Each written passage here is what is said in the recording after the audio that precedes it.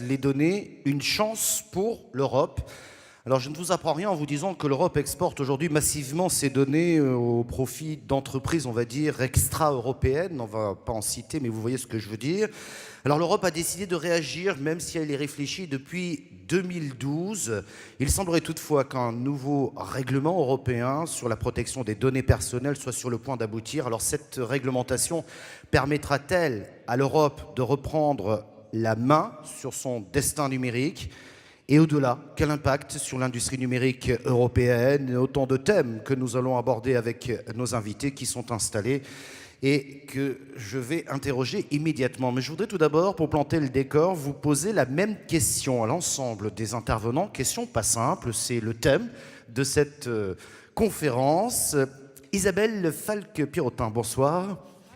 Prenez un micro, vous êtes la présidente de la CNIL. Les données sont peut-être, mais vous allez me le confirmer ou pas, une des données de l'économie. C'est un élément comme un autre. On a parlé de matières premières ce matin. Mais est-ce qu'elles peuvent, selon vous, être une chance pour l'Europe? Une chance, vous allez me dire, business, protection des utilisateurs? Je crois que les données dans l'univers que l'on vient de décrire, ce n'est pas un élément comme un autre. C'est un élément structurel, c'est presque la particule élémentaire de cet univers. Donc oui, je crois que l'Europe a effectivement une chance considérable aujourd'hui en termes de données, pour plusieurs raisons. La première, c'est que l'Europe a fait le choix d'un système de protection des données personnelles il y a de nombreuses années, en 1995, qui consistait à dire les données, c'est un élément de droit fondamental. Ce n'est pas juste du matériau. Et je crois qu'aujourd'hui, les attentes des consommateurs vont exactement dans ce sens-là. Les attentes des consommateurs aujourd'hui, toutes les études le montrent, dans le fond, ils veulent récupérer, vous l'avez dit vous-même, la propriété ou en tout cas la maîtrise de leurs données. Ils veulent d'une certaine manière ne plus être simplement un objet, mais devenir sujet, acteur de cet univers numérique. Et nous, en Europe, nous avons fait le choix, il y a plus de 10 ans, 15 ans, 20 ans, finalement de donner ces clés. Alors il faut le renforcer, mais de donner ces clés à l'utilisateur final. Donc je crois qu'en ce sens, l'Europe a une carte à jouer en matière de données. Deuxième raison pour laquelle, effectivement, je crois que l'Europe peut avoir une chance en matière de données, c'est que nous sommes en train de nous mettre en ordre de marche à travers le règlement pour créer finalement un marché européen de la donnée et récupérer sur le plan des données une forme de souveraineté à travers notamment une disposition qui n'a finalement pas tellement été discutée dans les différentes gazettes, c'est le fait que n'importe quel acteur international, demain, quand le règlement sera adopté, se verra soumis au droit européen dès lors qu'il preste à destination d'un consommateur européen. Donc, je crois qu'aujourd'hui, on est à un moment assez historique pour qu'effectivement l'Europe puisse jouer sa carte en matière de protection des données et donc de données. Alors vous nous en direz plus tout à l'heure parce qu'on pourrait imaginer est-ce que les données, la réglementation et la régulation sont un frein à l'entrepreneuriat. Mais je vous poserai la question tout à l'heure. Je vais poser la question à votre voisin Yves Eudes qui est journaliste au Monde. L'avis du journaliste sur les données. Puis je vous ai vu un petit peu réagir à ce que disait Isabelle Falque-Pirotin à l'instant. Non, ce qui manque, c'est le point d'interrogation, là. Une chance pour l'Europe, j'ai vu dans c'est une bonne question. Ouais, parce que c'est vrai que l'Europe a les compétences. Donc, en théorie, si l'Europe décidait de saisir cette chance au bon, ça pourrait marcher. Mais il se trouve que c'est pas vraiment le cas, ce qu'on voit en ce moment. On a vu, par exemple, avec le grand projet du cloud souverain, il y a quelques années, en France notamment, il y a eu cette prise de conscience que c'était une véritable perte de souveraineté de voir nos données partir aux États-Unis de façon aussi massive. Et il y a eu des grands projets qui n'ont pas donné grand-chose. Le projet français, d'abord, il s'est coupé en deux parce que les nombreux partenaires n'arrivaient pas à se mettre d'accord. Et là, ce matin, ici même, ce matin, Stéphane Richard, le patron d'Orange, dans son point presse, a dit que voilà, le projet, il était virtuellement en faillite, que ce n'était pas brillant. Et que si le projet n'était pas soutenu par des actionnaires très riches, il aurait déjà déposé le bilan.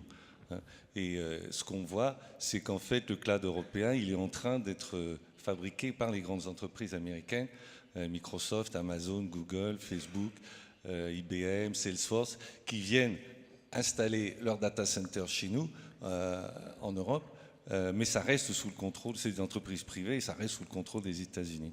Donc c'est eux qui nous équipent.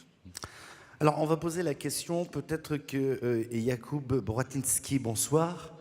Vous êtes chef d'unité en charge de la négociation de la directive NIS, qui fait partie donc de cette nouvelle réglementation. Est-ce qu'on peut savoir où est-ce que vous en êtes aujourd'hui de cette directive, ce qu'elle dit, et puis peut-être réagir à ce qui vient d'être dit avant? Merci beaucoup pour l'invitation. C'est vraiment un grand plaisir d'être venu ici pour cette conférence. Je crois que je vais parler en anglais, moi. Your question about NIS directive. This is actually first ever piece of legislation that covers cybersecurity. So it is a separate piece of legislation in relation to the General Data Protection Regulation, but obviously there is a certain link. We had in Europe a much longer tradition of protecting at European level personal data, and Madame Pierrotin was referring to the already long track record of existing directive. What we do with the first piece of cybersecurity legislation that we are actually extending culture of risk management to also cybersecurity in general, to the issue of essential to the sector of critical infrastructure. Privacy and cybersecurity basically go hand in hand. So in that way, we actually would have also a positive impact on increased protection of the personal data. Now, it is a real challenge. I mean, implementation of GDPR does not necessarily mean that all the problems will be solved. And Ms. Ut, you actually referred to the risk. But as it was said, I mean, no matter whether companies are European-based companies, or whether their headquarters are elsewhere, including in the United States, they would be subject of the same legal regime.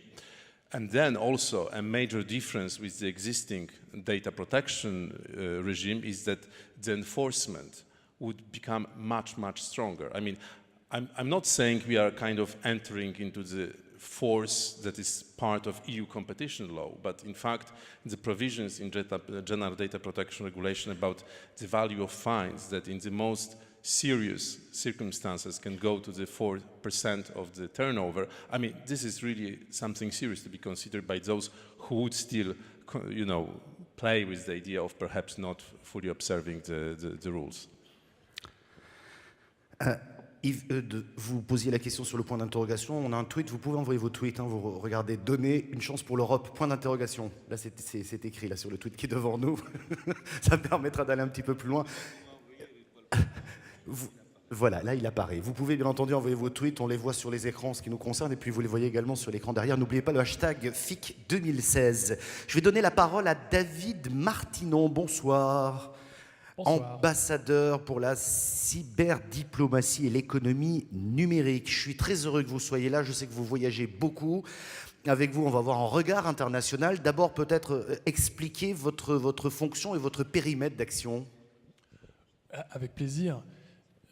Ça fera bientôt 3 ans que, pour le compte du ministère des Affaires étrangères, j'étais représentant spécial pour la Société de l'information et l'économie numérique, ce qui faisait de moi le représentant de la France dans des instances internationales comme l'Union internationale des télécommunications, l'ICANN, et bref, tout ce qui porte sur la gouvernance internationale de l'Internet.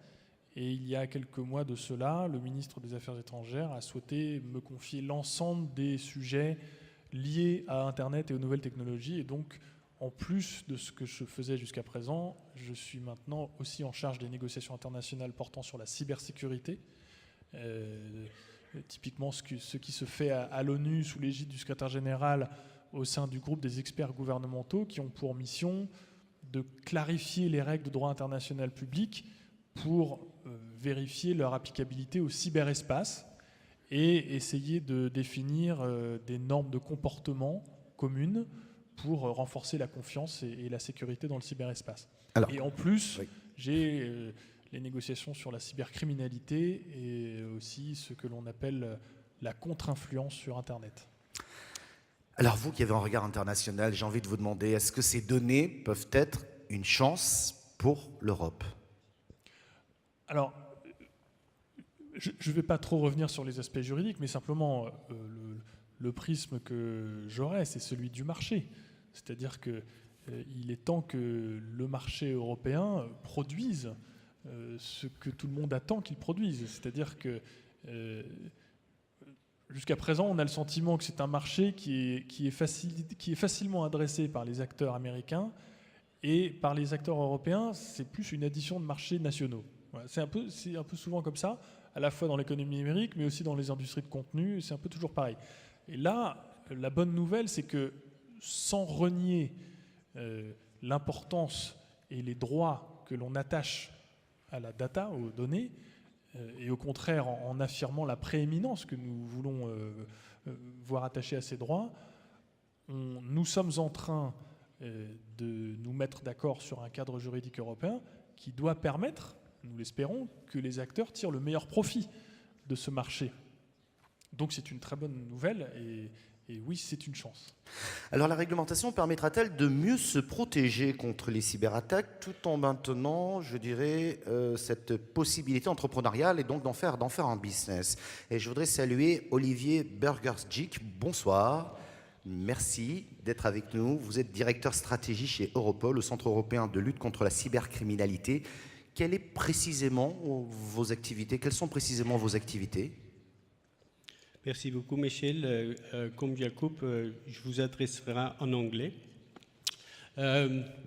So yeah, at the European Cybercrime Center, which was created 3 years ago, we support investigations of the member states of the European Union, particularly those related to cybercrime. And in cybercrime, we have three main areas. The first one is the high-tech crimes. So these are the botnets, the malware, the intrusion. The second one is child sexual exploitation. And the third one is various forms of payment crime. Est-ce qu'avec les données, la nature des cyberattaques en Europe a changé ces dernières années? I would say so. Where traditionally you saw that there were very tech-savvy cyber criminals who used their skills to commit all kinds of crimes, they've moved to providing a market for others to commit these crimes. So it's no longer the cyber criminals themselves that commit these, but instead they offer various services online against payments to other criminals. So other payments buy these services to commit DDoS attacks, to intrude into computers, etc. So it's become a different group than the tech-savvy ones that were kind of stealthy, and these ones, a new group, is more traditional forms of organized crime that use the facilities of cybercrime to make huge profits by being much more blunt, much more brutal, blatant in performing these crimes. So you see a lot more extortion as part of their business model. On ne va pas trahir de secrets professionnels, mais comment lutter efficacement contre ce nouveau type de cyberattaque? Well, in many cases, and this is also the relationship with the private sector and the access to data, in many senses we are very much dependent on the cooperation with the partners in the private sector. In other forms of crime, we can do a lot by the police themselves. But when it comes to taking down a botnet or the cleaning up of computers and many other areas, we need the cooperation with the private sector. And also, quite often, we need to get data from the private sector. And here the chance for Europe when it comes to data is that basically there's a simplification of the rules. Simplification of the rules for the private sector, which makes it easier for them to operate, whether it's an American company, a Japanese company, or a European company. But in essence, it is cheaper to produce and operate within Europe.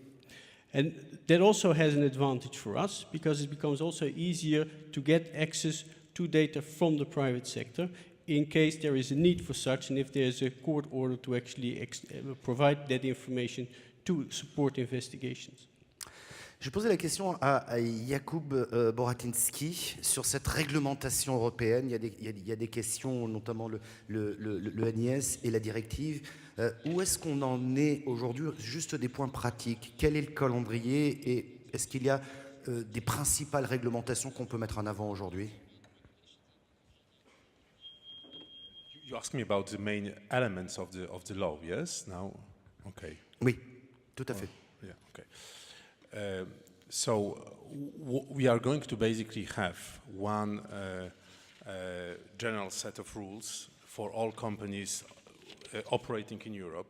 So it is, from that point of view, extremely important from the point of view of a level playing field between European companies that had to actually so far follow the fairly demanding data protection regime in Europe, and those from the outside who were not necessarily to the same extent bound by it. As was said by Olivier, what is very important, we have a major simplification of rules. So basically, wherever you do your business in Europe, you are bound by the same system of rules. Another very practical change is that, in principle, there is an idea of a one-stop shop. So, company doing business in Europe would, for most of things, would have to deal just with one national authority. What we are also going to have is that, from the point of view of ease of doing business, certain requirements are going to be much more simplified, especially for small and medium-sized enterprises, but also more broadly. So the bureaucratic requirement, like notification of data protection authorities about processing of data, will be abolished as a sort of a rule. It would be applied in specific circumstances. And also an approach that we see very much also in the cybersecurity area, it's less bureaucracy, more sort of risk management approach, meaning you take the measures according to the risks. So again, that gives the degree of flexibility that would be, I think, very important. In the context of what was fueling a lot of concern and discussion, that was what was happening with the data of Europeans, which was transferred to the other countries. Again, data protection regulations provide stronger safeguards that the data cannot be actually transferred without a proper international legal basis, without a proper international agreement. I think I would stop here. I mean, there is also a number of other points, but I would be happy to follow up on something specific. Okay. Yves, en regardant les quelques points qui ont été évoqués et puis ce que vous en connaissez de cette nouvelle réglementation, 5 ans pour aboutir, a priori c'est ça, puisqu'on a commencé à discuter en 2012, et j'ai l'impression qu'il y a très peu de place finalement pour l'industrie numérique. On a effectivement voulu protéger. Moi, je voulais surtout revenir sur ce que vient de dire M. Boratinsky, parce qu'il tient des raisonnements juridiques qui sont intéressants, mais qui sont insuffisants, surtout quand on traite avec une puissance comme les États-Unis.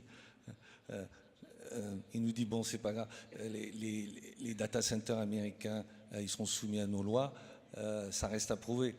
Les grandes compagnies américaines, en ce moment, elles construisent des data centers dans tout le nord de l'Europe, mais elles commencent aussi à poser leurs propres câbles sous-marins transatlantiques pour être complètement maîtresses du jeu, des câbles transatlantiques qui seront à leur usage exclusif. Et on sait très bien que c'est pour des transferts massifs de données vers les États-Unis qui échapperont de facto, quelle que soit la loi, au contrôle des Européens. Et l'autre chose, c'est que on a affaire à la première puissance mondiale. On a vu les États-Unis, les révélations Snowden ont montré que les Américains ont violé les lois de tous leurs alliés. Ils ont violé leurs propres lois. Ils ont menti devant le Congrès sous serment dans une impunité totale.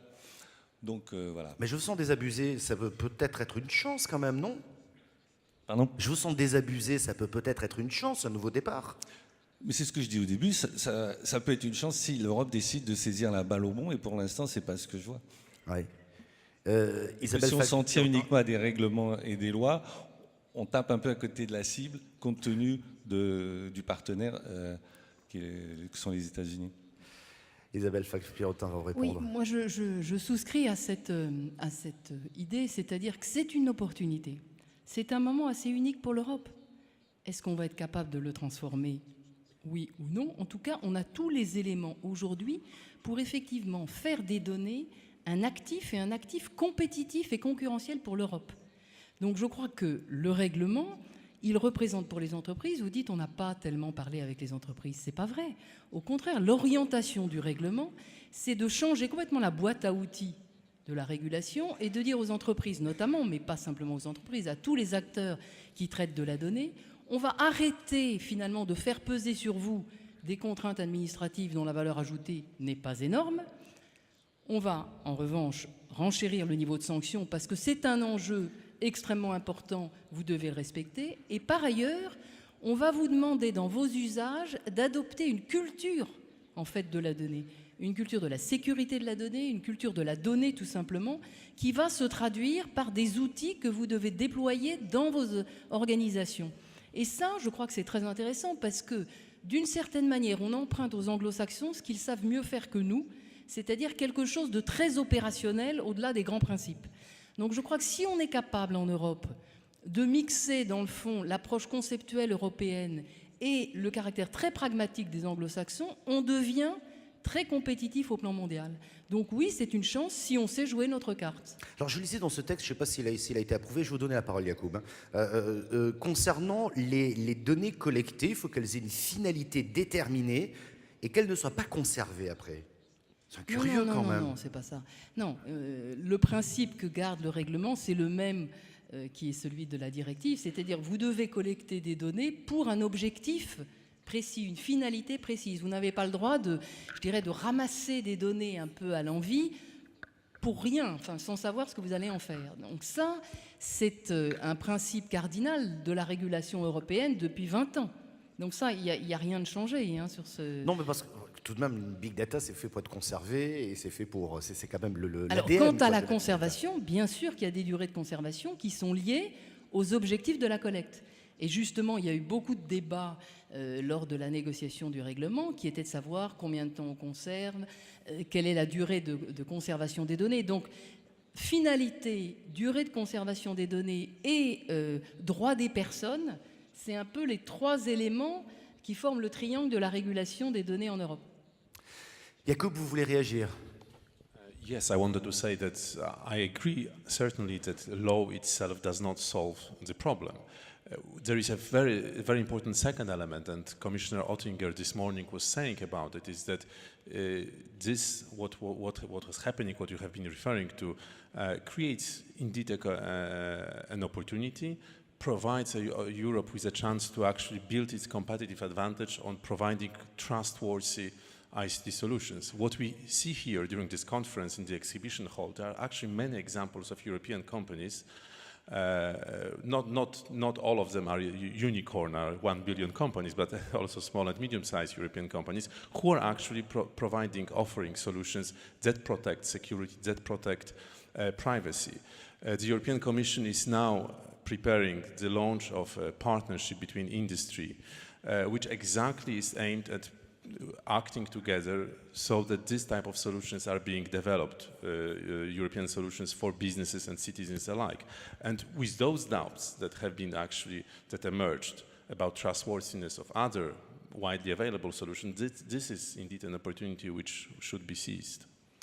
Alors justement, David Martinon, on parlait de simplification, d'harmonisation. Est-ce qu'on peut imaginer qu'avec cette réglementation, on va enfin harmoniser les textes en Europe et parallèlement, on a une réglementation française qui devrait pouvoir être transposée avec la directive européenne. On a l'impression qu'on a une multiplication de textes. Quelle est votre analyse, vous qui avez beaucoup circulé, je dirais, en Europe et même dans le monde?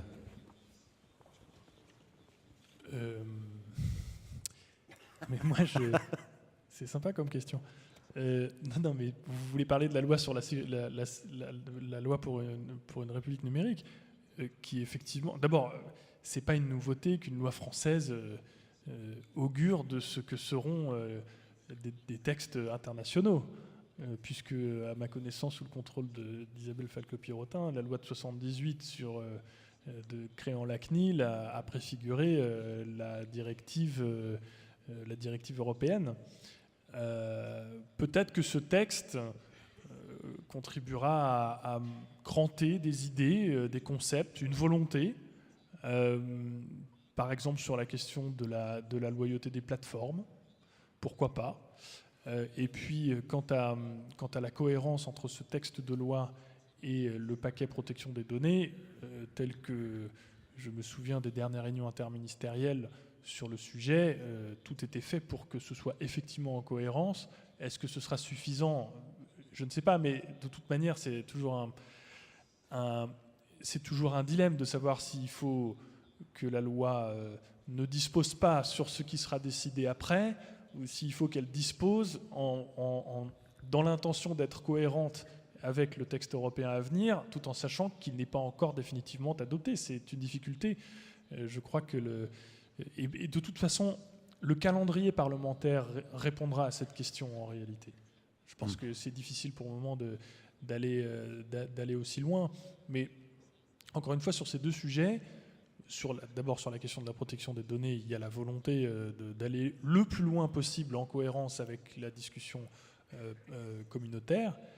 Et puis encore une fois, sur ce concept de loyauté des plateformes ou de régulation des plateformes, nous ne savons pas ce que donnera le débat européen, mais je crois qu'il y a une ferme volonté d'ouvrir le débat, de forger des concepts, d'essayer de créer des obligations qui sont peut-être qu'il faut les voir comme une première étape dans ce travail pour obliger les plateformes à être plus transparentes dans leur manière de traiter les datas. Et ça, c'est tout à l'honneur du législateur français. Avouons qu'on a tout intérêt que l'Europe parle d'une seule voix pour pouvoir ne serait-ce que discuter avec les États-Unis.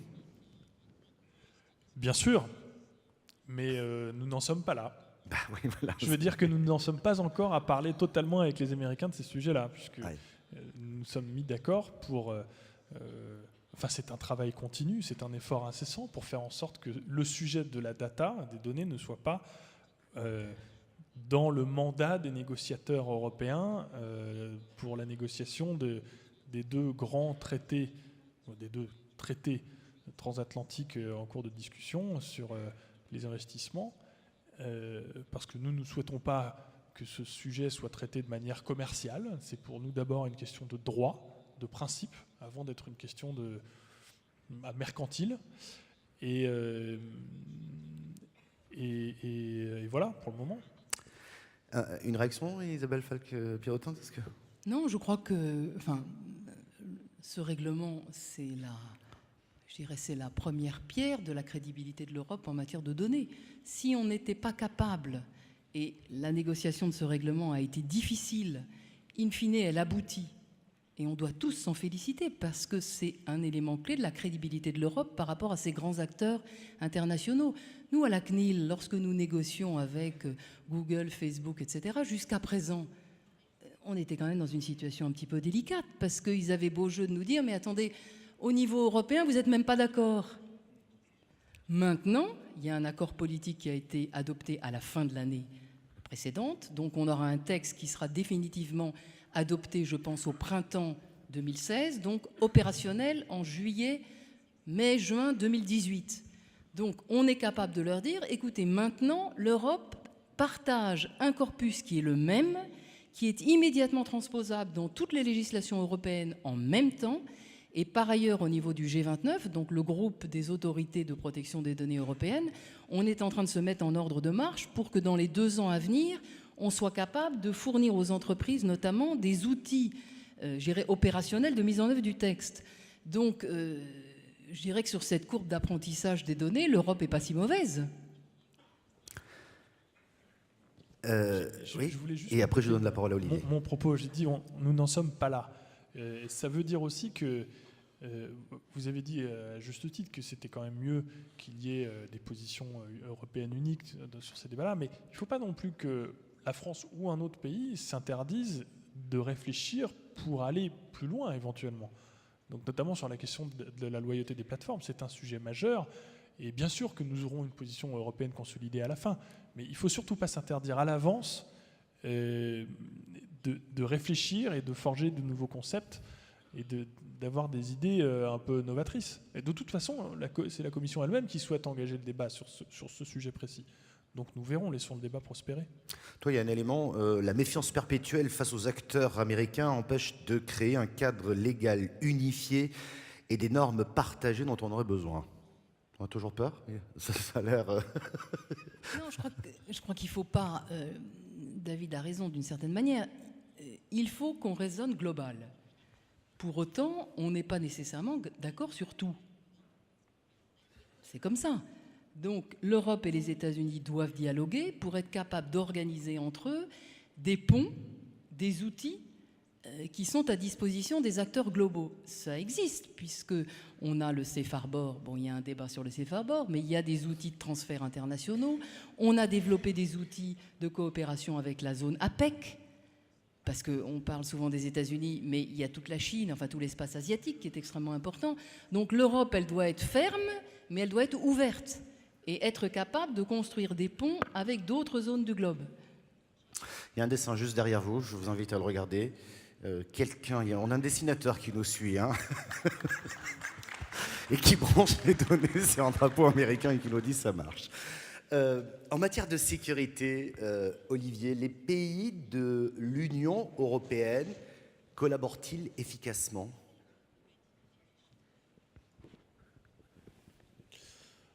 I would say so, yes.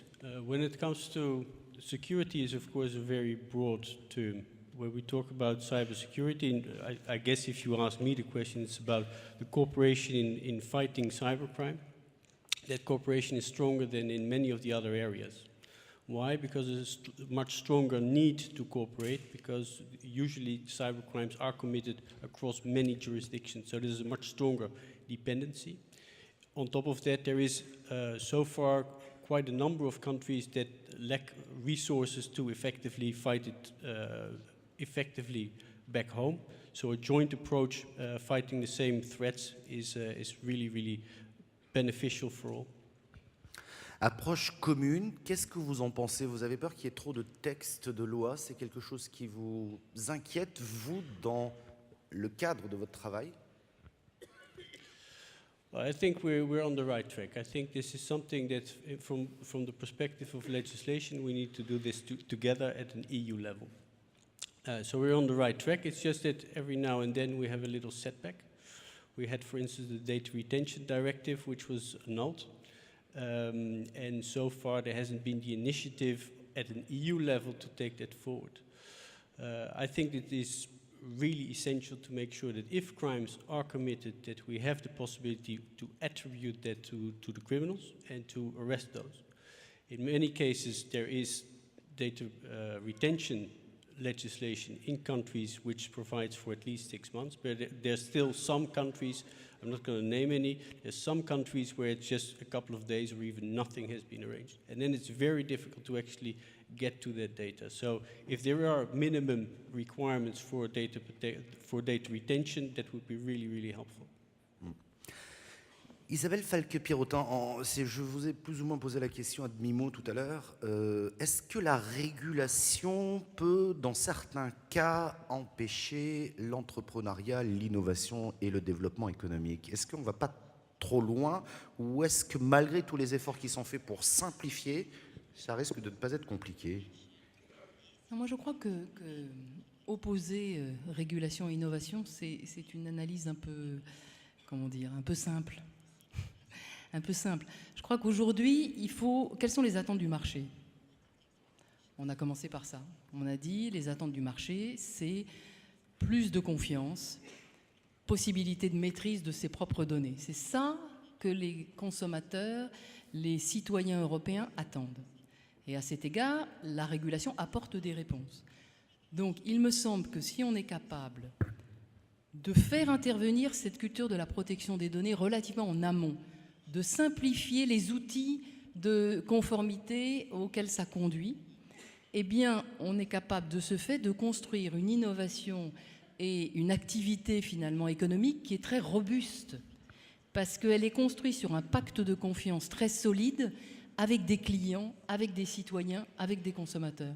Donc, je crois qu'on peut avoir une régulation qui soit innovation friendly, et qu'au contraire, il faut développer les deux objectifs au même pas. Et justement, c'est un des avantages, me semble-t-il, du projet de règlement européen, c'est d'apporter au business européen, dans le fond, un argument concurrentiel à travers ce système de protection des données personnelles en Europe. Mais est-ce que c'est suffisant pour faire face aux GAFA ? Je vous dis ça parce que Yacoub en parlait tout à l'heure. Il va y avoir cette notification qui oblige les entreprises à informer les autorités concernées et les consommateurs en cas de vol de données. C'est dans cette directive européenne. Les Américains ne connaissent pas ça. Est-ce qu'on peut réellement lutter à armes égales ? Mais on peut lutter à armes égales dans la mesure où les GAFA dont vous parlez viennent sur le territoire européen collecter de la donnée de citoyens européens. Et la seule chose qu'on leur dit, c'est si vous venez en Europe collecter cette donnée de citoyens européens, de consommateurs européens, alors respectez nos lois. Et vous allez, du fait du règlement, être soumis effectivement au même dispositif légal que les entreprises européennes. Donc on revient sur ce fameux level playing field dont parlaient les intervenants précédents et on met les acteurs européens à égalité de concurrence avec ces acteurs internationaux. Yves disait tout à l'heure que certains data centers ne dépendaient pas forcément des lois européennes à ce jour et qu'il y avait un nouveau câble très américain qui arrivait jusqu'à chez nous. Donc moi j'ai un peu de mal à saisir comment ça va se passer. Même si demain ces acteurs américains arrivent en Europe, ils vont dépendre... Enfin, c'est le cas, c'est le jour aujourd'hui, mais bon, avec la nouvelle réglementation, est-ce que ça va changer quelque chose? Moi, voilà, c'est un point d'interrogation. Je pense que je ne suis pas le seul à me poser ce type de questions. Personne ne répond. Je me sens seul. Yves. Pour faire un peu de science-fiction, est-ce que les data seraient une chance pour l'Europe? La vraie question, c'est est-ce que dans l'avenir, l'Europe sera capable de créer son propre Google, son propre Facebook, son propre Amazon, oui ou non? Après, s'il s'agit simplement d'essayer de réglementer l'activité des sociétés américaines en Europe, on part sur le mauvais pied, on part perdant en fait. Alors, une chance, on a fait vraiment cette chance très business, hein, vous avez pu le remarquer, on aurait pu parler effectivement d'une chance pour la protection des utilisateurs, parce que c'est aussi un point important et qui nous intéresse tous. D'ailleurs, moi c'était la question que je me posais en préparant ce rendez-vous. Cette chance, peut-être David ou Isabelle, c'est une double chance, effectivement, on peut le regarder sur les deux aspects, du business et peut-être la création de géants du web européen, et à l'opposé, un modèle qui pourrait être mondial de respect de l'utilisateur. Ce serait ça le schéma idéal? Vers quoi on tend, hein, du moins. Alors, effectivement, le texte, on le connaîtra mi-juillet, normalement, on aura le temps d'en débattre, hein, mais c'est vers ce schéma-là qu'on tend. Oui, mais de manière un peu plus générale, de toute façon, pour vivre pleinement et totalement la révolution numérique, pour jouir de tout ce qu'elle peut apporter, il faut que les utilisateurs, les consommateurs, aient confiance. Il faut qu'ils aient confiance pour accepter de se dessaisir, ne serait-ce que temporairement, de leurs données personnelles. Et fondamentalement, c'est un geste, c'est une démarche qui a été faite de manière un peu automatique pendant toutes ces années. Aujourd'hui, on note, et les sondages le montrent année après année, une réticence, une méfiance croissante, comme l'a dit Isabelle, et tout ça crée de la friction en réalité sur ce marché. Et donc, le calcul, le raisonnement qui a été fait, c'est que cette confiance ne pourra revenir et elle ne pourra être pleine et entière que si les utilisateurs conservent ou ont le sentiment ou la certitude de pouvoir conserver leur autodétermination en matière d'information. Donc, de toute façon, c'est une condition. Maintenant, est-ce que ce sera suffisant pour créer des géants européens? Honnêtement, si j'avais la réponse, je créerais un fonds d'investissement. Je n'ai pas la réponse. Il y a des vrais problèmes de stratégie industrielle derrière. Est-ce qu'il ne faut pas commencer par apprendre au contact des meilleurs, en travaillant très directement avec eux, avant de créer autre chose? Le marché le dira, l'avenir le dira. C'est difficile d'aller plus loin à ce stade. Alors on va répondre à beaucoup de questions. Essayez juste un petit peu de bloquer les tweets parce que ça va un peu vite et il y a pas mal de questions auxquelles il serait intéressant de répondre. Quel encadrement des données après l'annulation du Safe Harbor en Europe? Qui répond? Ça, il faut qu'il y ait une discussion à nouveau avec nos amis américains. Quel encadrement des données après l'annulation du Safe Harbor en Europe? Et cette discussion commencera dès que les Européens se seront mis totalement d'accord et qu'ils se seront donné un cadre robuste, unique, cohérent, qui leur permettra de. Mais pour l'instant, on est quoi dans une sorte de... On est au bout là. On est au bout là, on y est. On est au bout, le compte à rebours a commencé. D'accord. La notification des incidents, un bien ou un mal pour les entreprises? La loi française le prévoit pour ce qui est des OIV. Donc, bien sûr, c'est un bien, forcément, puisque la loi française l'a prévu comme ça. Ouais. Vous voulez répondre? Allez-y, Je ne sais allez-y. pas si tout le monde ici connaît parfaitement le Safe Harbor, parce qu'il faut revenir un peu là-dessus. Depuis le début, c'est un accord qui est très problématique. L'Europe avait dicté des règles précises sur l'exportation de ces données, en disant, voilà, si les pays n'offrent pas des protections adéquates ou équivalentes, il n'y aura pas d'exportation.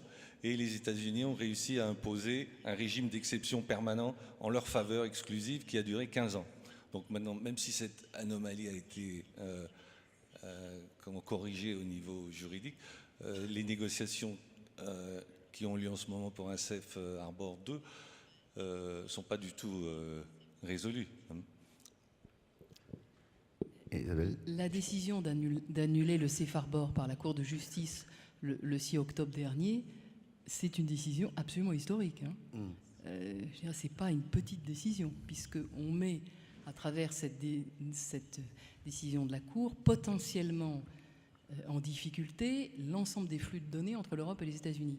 Alors, après cette décision, qu'est-ce qu'a fait le G29 ?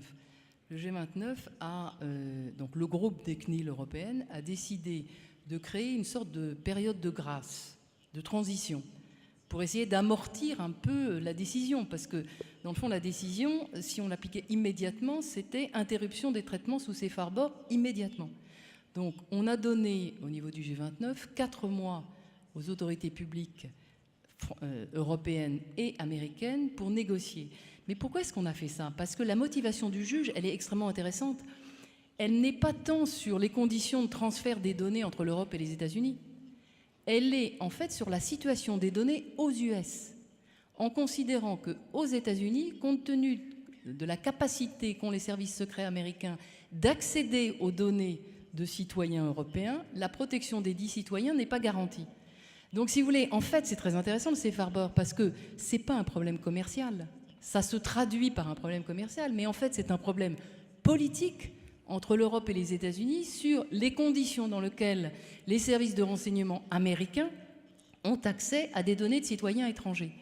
Et donc, dans le fond, ce qu'on est en train d'essayer de négocier entre l'Europe et les États-Unis, c'est bien sûr un Safe Harbor 2, mais ce n'est pas ça le plus difficile. C'est surtout de voir, est-ce qu'il y a dans le fond une forme de standard entre l'Europe et les États-Unis sur la manière dont les services de renseignement ont accès à des services, à des données de citoyens étrangers. Et c'est pour ça que c'est évidemment aussi difficile et aussi critique entre les deux rives de l'Atlantique.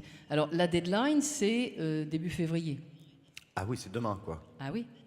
Et début février, le G29 se réunit au terme d'une plénière pour dire, après avoir étudié les lois américaines, après avoir étudié les autres outils de transfert, est-ce qu'on est dans une situation où il y a une solution alternative à l'invalidation du Safe Harbor? Est-ce qu'on a un nouveau Safe Harbor? Bref, qu'est-ce qu'on fait? On aura la réponse. Le nouveau Safe Harbor, on l'a pas. Je crois qu'il y a eu des tentatives pour renégocier un Safe Harbor 2 depuis 2013. C'est les Européens, les Américains s'étaient fixés à une date butoir, je crois en mai 2015, on n'a toujours rien. Là maintenant, les Européens avaient une exigence qui est que les citoyens européens doivent pouvoir porter plainte devant des tribunaux américains au cas où leurs données seraient utilisées de façon abusive. Et là, on a vu la Chambre des représentants américaine a voté une loi dans ce sens, mais là, ça vient de coincer au Sénat. Le Sénat américain devait voter ça la semaine dernière, et ils ont décidé de ne pas le faire. Il y a l'ambiance au sein de la majorité républicaine au Sénat n'est pas du tout à faire des concessions de ce genre, enfin ce qu'eux considèrent comme des concessions. Ils veulent au contraire pouvoir augmenter les capacités de surveillance américaines dans le reste du monde, parce que c'est leur logique de première puissance mondiale. Voilà, donc moi j'ai pas de boule de cristal, je ne sais pas si on va avoir un Safe Harbor 2, mais ce qu'on voit c'est qu'aucun des délais n'a été respecté, que la semaine dernière encore, les échéances que les Américains s'étaient fixées eux-mêmes, ils ne les respectent pas. Là, il y a un dessin, vous avez dû le voir, j'imagine, sur le grand écran. Sur la question des données, l'Europe doit parler d'une seule voix. Et cette seule voix sera traduite en 17 langues. C'est la réalité. C'est la réalité. Il y a eu beaucoup de réactions. On va prendre quelques autres réactions en tweet. Le temps passe très très vite. Je voudrais aussi avoir un peu votre sentiment, presque en début de conclusion, puisqu'il nous reste 5-6 minutes. En tout cas, j'ai vu que c'était officiel dans cette nouvelle réglementation. Il y aura la désignation obligatoire dans toutes les entreprises dont le cœur de métier porte sur le traitement de la donnée d'un Data Protection Officer, un DPO, une nouvelle fonction. Moi, je trouve ça pas idiot. Ça permet effectivement d'avoir un responsable nommé et c'est plutôt une bonne chose. Vous êtes d'accord, Isabelle? Là, c'est un point que je trouve plutôt intéressant. Ah oui, non seulement je suis d'accord, mais je pense que c'est fondamental. C'est un nouveau métier. Et en fait, c'est quelqu'un qui va être chargé au sein des organisations de toute la gouvernance de la donnée de la dite organisation. Donc c'est un poste fondamental qui va permettre justement d'accompagner la mise en conformité de tous les acteurs à ce nouveau cadre juridique. D'ailleurs, comment est-ce que vous travaillez aujourd'hui à la CNIL? Quelle est votre approche? Les technologies évoluent très vite. Aujourd'hui, on parle beaucoup de données. Je ne dis pas que c'est une nouvelle donnée dans l'industrie numérique, mais tout de même, on vient de voir aussi des géants qui se développent, il y a de la réglementation. Comment est-ce que vous abordez aujourd'hui, je dirais, ce type d'approche, toujours dans le souci de la protection de l'utilisateur? Je ne suis pas sûre de bien comprendre votre question.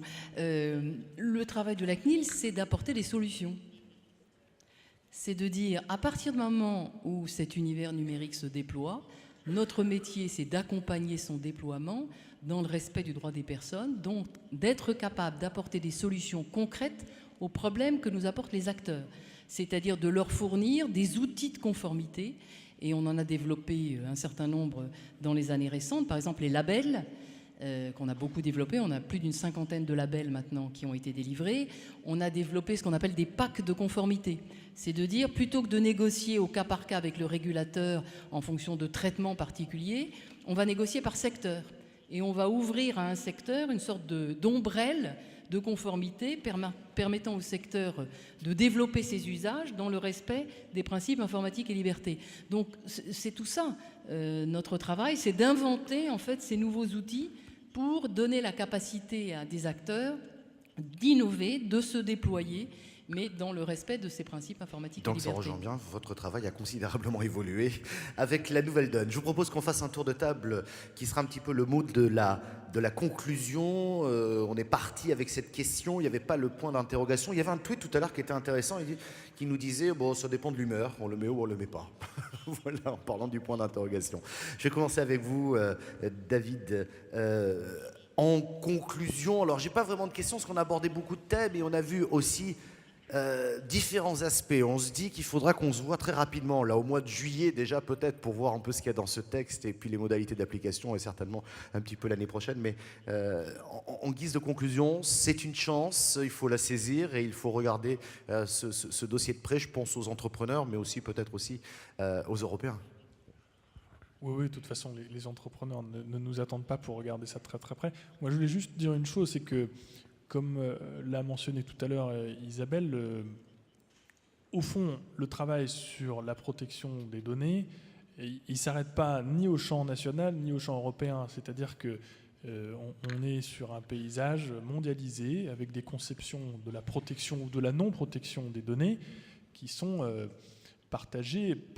C'est pas simplement une histoire Europe-États-Unis. Ça va beaucoup plus loin que ça. Et Isabelle a parlé de la conception plus APEC de la donnée. Et donc, tout ça est vrai. Ce sont des négociations qui sont internationales et pas juste transatlantiques. Et il se trouve que la conception française a beaucoup inspiré les conceptions des États francophones en matière de protection des données. Et il faut s'en servir parce que c'est un marché de plus. Et non seulement c'est un marché de plus, mais dans cette discussion entre plusieurs continents, il faut aussi savoir en jouer. Je pense que c'est nécessaire. Sinon, il est sûr que la négociation sera d'autant plus difficile au niveau global. On va donner la parole à Olivier Bergard-Dick. La conclusion dans ce monde qui bouge, pour vous, à Europol, c'est plus compliqué, ça va être plus ardu? From my side, I'm actually quite happy with the direction that we're heading for. This is something that we're doing together. This is a European direction, and it is actually taking European citizens very seriously. And that is also necessary because European economy is at risk, and this is one of the measures taken at the European level to protect our interests. I don't think it should be limited to legislation. I think, and I hope that it will come with a cultural change, a climate change where people are aware that data protection is really important. Security is very important. It is an element of data protection, and this should be the mindset that people go to their work with, that they have in their private lives, and that they help jointly to protect each other. And it's not just a legislation, but a great opportunity also to create a safer Europe. Thank you. Jakub Brandinski, alors on a parlé un petit peu du calendrier, on a parlé de la loi, de la réglementation. Comment vous voyez les choses, vous, maintenant? I think there was one aspect which we perhaps haven't really focused enough. It is actually very much we're discussing the issue of protection of data, protection of personal data. It is true we do not have a Google or Facebook in terms of amounts of big data being processed. I mean, at the same time, if you look at the top 100 European enterprises, there are estimates that show that the value of big data, of data they process, they possess, could be the magnitude of 425 billion euro. So while we do not have Google and Facebook in Europe as of today, there is a huge potential of data analytics, of big data, of innovation also pursued and carried forward by small and medium-sized European companies, whether we look at health, whether we look at any other application of data to any aspect of social life. So this is indeed a big opportunity, and we should actually, be looking forward to this. En tout cas, voilà, on vient de parler d'opportunités. On l'a bien compris aussi, hein, développer des business, c'est aussi dans un cadre sécurisé, hein, régulé et sécurisé. Yves Eudes, un commentaire sur tout ce qui a été dit, parce qu'en même temps, quand je parlais de chance tout à l'heure, il y a aussi peut-être une autre chance qui peut être saisie. C'est une manière enfin, une manière, une façon de parler, mais de pouvoir s'exprimer, de contribuer à la démocratie. Vous voyez où est-ce que je veux en venir ou pas? Non, pas du tout. Non. Non, puisqu'on parlait de lanceurs d'alerte en off.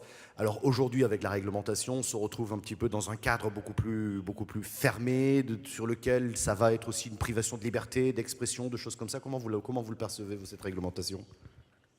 Liberté d'expression. C'est vrai que les communications électroniques, en fait, elles ont fragilisé des choses aussi importantes que le secret de la correspondance, le respect de l'intimité des individus, etc. Et donc, il faut que les gens aient des réponses. Enfin, c'est une agression, en fait, technique, et il faut que les gens aient des réponses techniques. Par exemple, nous, le journal Le Monde, avec 7 autres grands médias francophones, on a créé un site spécial pour les lanceurs d'alerte qui peuvent venir déposer des documents et chatter avec nous de façon complètement anonyme et intraçable. Et ça s'appelle sourcesure.eu, c'est Le Monde, la RTBF, France Télévisions, la radio-télévision suisse, la Libre Belgique, le Soir de Bruxelles et le groupe belge L'Avenir. J'espère que j'oublie personne. Et donc c'est en français, et là vous faites grincer les dents de nombreuses personnes. Là. Nous, c'est vraiment une posture défensive, parce qu'on s'aperçoit bien que le secret des sources en ce qui concerne les journalistes, mais beaucoup plus largement le secret de la correspondance et le secret de l'intimité, le respect de la vie privée, sont énormément fragilisés par les nouveaux systèmes de communication et aussi par les systèmes de surveillance de masse mis en place par certains États. En même temps, cette réglementation a pour but effectivement de protéger davantage ses propres données, de protéger l'utilisateur. Donc on va plutôt dans le bon sens. D'après ce qu'on en voit actuellement, on n'a pas vu le texte encore, mais d'après ce qu'on peut en constater. Isabelle Falpiotin, je vais vous donner le mot de la fin, la conclusion de cette plénière autour de ces données, une chance pour l'Europe. J'oublie l'observateur dans Source Sûre aussi, je savais que j'en avais oublié. Voilà, qui est dit comme ça. Alors, Merci. Écoutez, je ne vais peut-être pas conclure parce que je crois que c'est difficile. D'autant que, en fait, ce n'est pas une conclusion.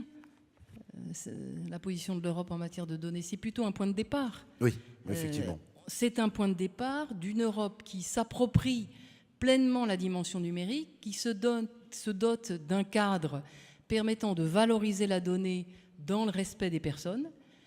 Donc je crois que c'est vraiment une période très intéressante où l'Europe a montré, et pourtant il y a eu un lobbying, des pressions, des difficultés considérables sur ce texte, qu'elle était capable démocratiquement d'élaborer une réponse globale. Donc je trouve qu'on peut quand même être fiers de nous. Eh bien, soyons fiers et on terminera là-dessus. Merci beaucoup, Isabelle Falque-Pierrotin. Merci, Yves Eudes. Je vais vous inviter à regagner votre place. Vous serez bien mieux. Merci, Jakub Boratowski. Je vous invite à regagner votre place. Olivier Bergertjisk et David Martinon.